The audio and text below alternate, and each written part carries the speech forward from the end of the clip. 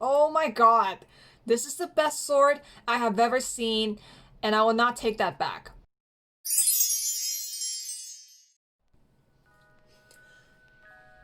Hello everyone, welcome back to Fables. This is Kim back with another video, and that was me scrolling my wheelie chair and just bumping into the desk with my thigh, and that kind of hurt, but I am okay.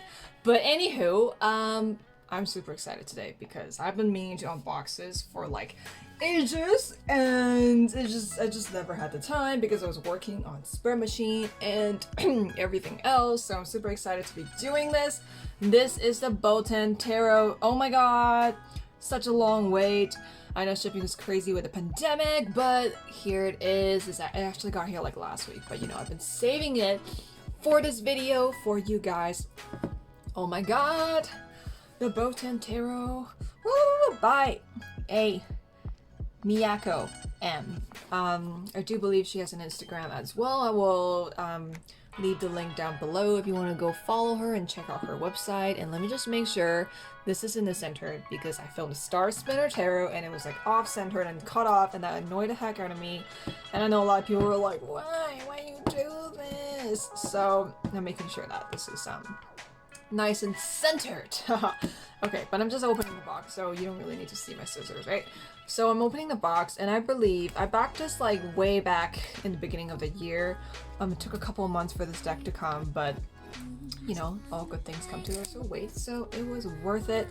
And I was a little sad I didn't get on an early bird offer because it took me a while to warm up to this deck. Like, I actually wasn't too sure in the beginning because I feel like the minor arcana wasn't speaking to me, but it really grew on me as I really looked at the core cards and the major arcana. I was like, I have to get this deck. The core cards are just too gorgeous to pass on. So I ended up backing it anyway, and I do believe there's like two options for the foil edges. I got the blue one, or wait, or an indigo. Oh, is that attached? Ew. Ew. What do I do with that? Okay, I can put that back later. Alright, let me just make sure I have it right in the center. Alright, this is in the screen. So it comes with a sturdy 2-piece box. It's with a slide drawer type box. I don't know what the official name for this box is. Box. Look up the chicken song. The Chinese chicken song on YouTube. It's a little dusty. Let me just dust that off. Comes with a guidebook. Ooh, it's fully illustrated, colored as well. That's really cool. And then the cover just like, you know, just like plain paper. Simple guide, the Botan Tarot. Okay, so I guess I'll take a look at that later. Or, okay, you just get some quick keywords for the upright and the reversed.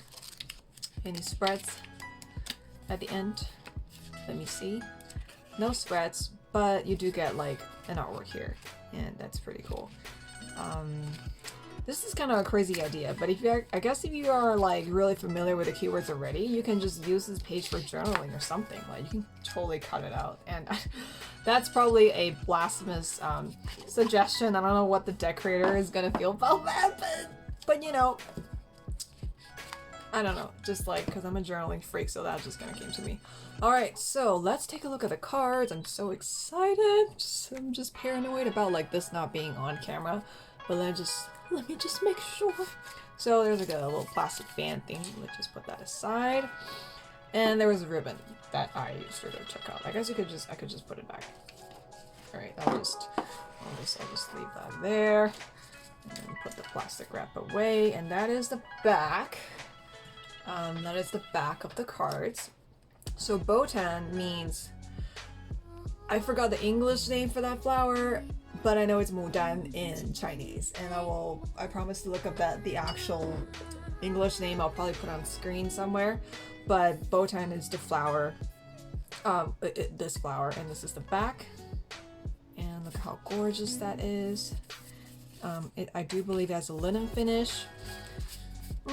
I'm personally not too big of a fan for linen, just because you can really see the waffle texture, and I think that it kind of messes up with the artwork, but I think it's because this deck is illustrated in watercolors, so I guess that's part of the aesthetic. So You know, like, I don't hate it, but it's just like, I prefer matte. Always been in love with matte. Matte is the way to go. If you're ever creating a deck, go with matte. But, you know, that's just my preference. Okay, so let's start with the beginning from the Fool. Alright, so we have the Fool. Oh my god, it is so awesome. Okay, this Magician though, like, holy crap. Look at those tattoos. So beautiful. Such a beautiful figure. I think the artist and the decorator, she just has a way of illustrating people and characters. And I think that's one of the reasons why I eventually decided to back this deck, is just the gorgeous illustrations of the characters and how she interprets the archetypes.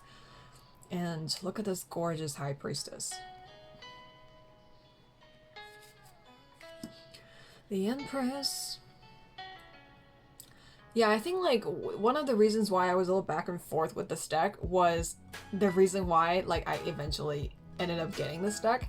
Sometimes I feel a little turned off by decks that are a little too portraity. Sometimes I want to see the landscapes and how they interact with other elements, but there are also times when I'm just like, I really love it when it's up and personal and up close like this, and that's eventually what won me over.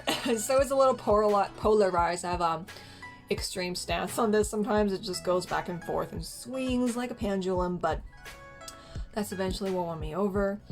And the Emperor, really love that masculine feel, but you can really still feel the softness, so it's not like, you know, in your face like, I'm manly and I'm the Emperor, and there's no way for an Emperor to look. So even though it's represented by a man, I do love this depiction.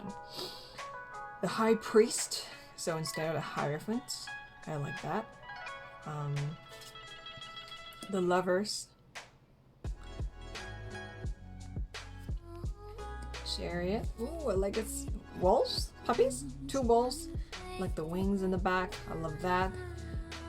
I love it when it's like a different animal, when it's like on the chariot card, because I'm personally just so tired of sphinxes. Like get out of here. Like, you've been on tarot for like hundreds of years and hundreds of decks, time to let some other animal shine. So that's just a personal thing I really appreciate at different animals other than the sphinxes on a chariot card. So this is just amazing. Like, I love it. Strength card, I like how the lion is just a big ass kitty in her lap. Oh my god, so cute, so graceful and just amazing.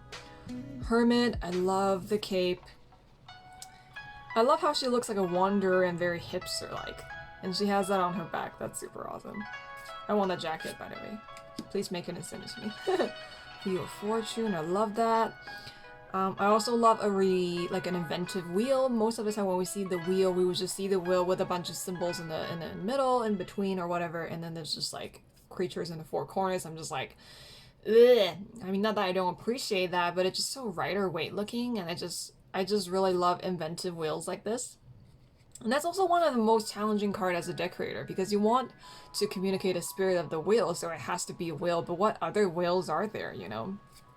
So this is super awesome. I love it. It's also sort of like you're holding it in your hand. You're the master of your destiny, and I really love that. I'm all about that. Justice is the figure of a knight. I like that. I like how she's sort of like, he or she, I think it's a androgynous figure. I like how they are sort of like resting, but it's also like a ready, like, you know, they're ready to go, but they're also being very aware, very vigilant.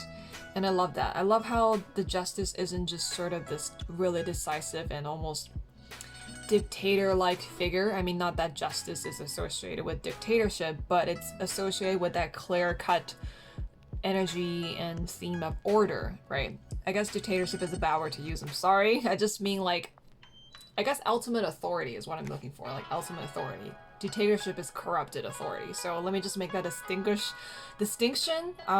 Take that word back. Sorry, justice is not a dictatorship, but it is authority, right? Powerful authority, and I love this. I love how this is sort of showing justice in the lens where you are making a choice. You're really being discerning. So I love that. The Hangman, I love this. Again, there's this sort of like theme of free will and choice. You're not stuck. This is sort of like a graceful movement that you willingly enter in order to perform, in order to experience that moment of musicality. So, man, I really love this deck. Like, this is really awesome. Now that I really hold it in my hands, it's just a different experience. Death, I love that. I love how sensual and graceful the archetypes are in this deck. Not the constipated faces of Rider-Waite. Temperance, I love that. I love that deliberate stillness. Like, it's just every archetype and the majors I've seen so far, they just seem so intentional. It's like you're owning the archetype, like you're really embodying the moment. Embodiment, that is what I'm looking for. The Devil, yeah, kudos to you, Miyako.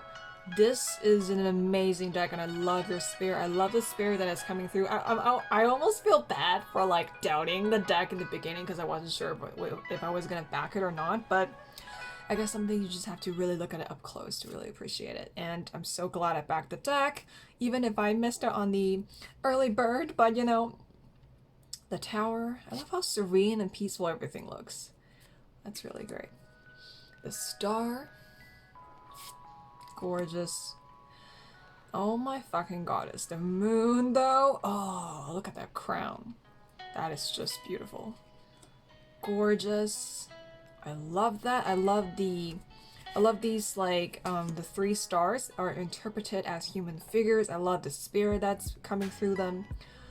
This gives me like warrior vibes. Like very strong, but like, you know, unfuckwittable. Judgment, I love that. I love how she's enveloped by the wings. The World, that is amazing. I love this. I just love the sense of freedom that's coming off the cards. Oh my god, this is the best sword I have ever seen, and I will not take that back because that is the best sword I've ever seen. I love swords with wings on them. Probably because I love card captor Sakura. I don't think she has a sword with wings on them. Maybe she does, but this is just amazing. And if you hate this sword, you can bite me. No, don't bite me. I will bite you. I mean, I don't know. 2 of Swords. Oh my god! Is that a sparrow? Oh, so cute! But also so fierce at the same time. 3 of Swords. I love that. It's like swords, scissors, and that's very interesting. Like, I don't know why I was doubting this deck. I'm so sorry, Miyako, for ever doubting your deck, because this is seriously like becoming one of my favorite decks ever. So intuitive. I love the spirit. 4 of Swords. Oh my god. 5 of Swords. I like how the bird is almost like wearing a mask. That's very interesting. 6 of Swords. That's a stork, I believe. I'm terrible with bird names, but 7 of Swords. Interesting. 8 of Swords. 9 of Swords. 10 of Swords. I love that. Even the darker cards with gravity, it just has a sense of catharsis and freedom in it, and a sense of ease, and I really love that. It's like this sort of way of looking at life, where you sort of experience the darker moments, and then it's portrayed like this, not in a bypassing way, but in the sense that you're making peace with it. You made peace with it. That's really awesome. Ooh, here comes the Quartz. This is the reason I backed. But I can see, like, based on what I've seen, everything is just gorgeous and perfect. Like, oh my god. Oh, look at this page of Swords. I'm dying. Ugh. I'm shot with adoration and admiration for this deck. It's so amazing. Ignore my noises. Oh my god, Queen of Swords. Look at that. Logan, I blame you for all this like Broadway singing and expression. This is all because you started it. Okay, King of Swords. Oh my god. Ace of Wands, and I'm all for bamboos if you didn't notice. Okay. Oh my god. So down for this bamboo thing. I don't know why I didn't love the minors before. Kim, you dumb. You stupid. You stupid, that's what you were. 3 of Wands, oh my god. I love this. This gives me Ghibli vibes. Reminds me of the little episode where the 2 sisters from Totoro are kind of sheltering from rain. 5 of Wands. Oh my god, I love that figure in the back. I think this is something that I wasn't able to see on the Kickstarter page because the image was kind of small, but oh my god, when it's like just blown up and how like as big as it's supposed to be, I really see it. I really just see how gorgeous and amazingly done this is. Oh my god. Seven of Wands. I'm so digging these Asian symbolism. Oh, Eight of Wands. So gorgeous. Oh my god, my Eight of Wands is a shooting star too. That's just perfect. Look at the wind and just that sense of momentum. Nine of Wands. Love that. I love how it's sort of like a path parting and not just like you with a backdrop of wands and you're kind of being defensive and on guard, but this is sort of like you are cautious, but you're making your path. I love this. I love the freedom that's opening up from this deck. 10 of Wands. Oh my god. The court cards. Page of Wands. 9 of Wands. He is gorgeous. Oh my god, I'm in love with all of them. All of them! Sorry. Queen of Wands. Oh my god. Giant Fox. King of Wands. Oh my god. Oh my god. Oh my god. Oh my god. I'm just fangirling over this deck so hard. Ace of Coins. Ooh, the Moon Rabbit. Oh my god. Three of Coins. Oh, I love these peaches. These are just so like these fruits and these images are just so familiar because like when you look at Asian folk tales or stories, this is something that's very common. I know this is not Chinese, this is more specifically Japanese, but obviously Japanese culture is I feel very close to Japanese culture because I was exposed to a lot of them. My grandma spoke Japanese even though I didn't really get to spend time with her, but it's like I was born in Taiwan and Taiwan was under Japanese occupation for a while, so there's a lot of aspects of Japanese culture and Japanese stories and narratives that made their way into the Taiwanese consciousness. So, and also like anime, you know. So these are just like, I don't know, they're just hitting parts of my soul. They're just like, things are going off in my brain right now, guys. Five of Coins. Oh my god! It just reminds me of the story of Momotaro and all the like animated cartoons that I used to watch. Seven of Coins. Oh my god, these are gorgeous. I don't know why I doubted this deck. I was an idiot. Nine of Coins. Oh my god. Oh my god! It's the moon phases. And buddies. Oh, it's so perfect! Page of Coins. Oh my god! I love this deck! What the hell? Oh my god. Oh, that is so gorgeous. Why the fuck did I doubt this deck? What the fuck was I thinking? Oh my god. I love this so much. I love this so much. Just so much. Wow. Wow. I think the only thing I have is just like the edges are so, it kind of bled through a little bit. That's one of the reasons why I really hesitated when it comes to edging for my way of the PANDA Tarot, because that's a white background. I just really don't want this to happen, but it's not like too bad. 10 of Cups. Oh my god. Oh, look at this dragon and the koi. Oh, it's the story of how the koi became the dragon, I think. I remember there's a folk story about how the koi eventually took a leap of faith or something and it became the dragon. That's just lovely. Page of Cups. Knight of Cups. Oh my god. Queen of Cups. And the King of Cups. He kind of looks like a K-pop star. So, oh my god. Okay, so from the noises, the amount of noises that I made, you know how much I love this deck already, and I cannot wait to do a reading with it. And this indigo edge is gorgeous. But again, I would say like the only thing I have is just like it does bleed through the white a little bit. And that's like my only tiny little complaint. But everything else, this deck is just really, it really surprised me. I mean, because like I said, I had my little journey with it. I was like a little unsure, but I decided to back it. But I'm so glad that I did, even though I didn't get in on the early bird, and I was bummed about that. But, you know, this deck is so worth it. Like, this deck is worth every penny that I spent on. And thank you so much, Miyako, for creating something so beautiful, so gracious, so full of ease and spirit and grace. I love you. And if you ever consider making a Botan oracle, that would be really, really cool. I'm just saying. I just cannot get enough of your art and your stories within these decks, and just I love it. I love it so much. Like 10 out of 1,000 for this deck. Just like perfect score. And then the cardstock is really nice too. It's not too thin. And I personally prefer like a thicker cardstock. Me just turning into a bird there. But oh my god, this deck is phenomenal. Like, oh my god, I cannot wait to be doing a reading for it. Reading with it. I can't English because this deck is so awesome. So if you're thinking of picking up a copy of this deck, I believe you can find it on her website. I have to do some digging, but I'll leave the links down below if you want to support Miyako M, and purchase the Botan Tarot, because this deck is so gorgeous, especially if you're into like Asian folklore, symbolism of Asian watercolor, symbolism of Asian culture and watercolor. And the core cards and just the characters in this deck are just stunning. Like the human characters in this deck are just stunning and so full of spirit. Really strongly recommend.